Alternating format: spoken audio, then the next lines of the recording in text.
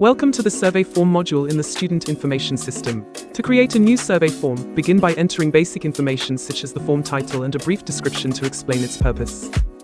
Each created form consists of three main components: questions, responses, and settings. Click Add Questions to start building your survey. The system supports multiple question types, allowing you to design flexible and comprehensive surveys.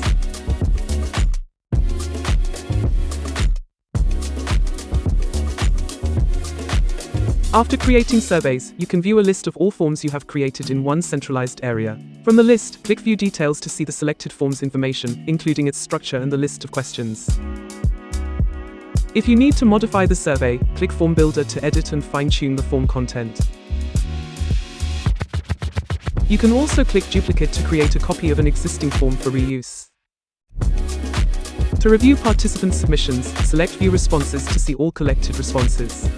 From here, you can analyze the data directly within the system or export responses in Excel or CSV format for reporting, analysis, and record keeping. Once the form is ready, click Share to generate a shareable link and distribute the survey. You can also view the published form directly here to check how it appears to respondents.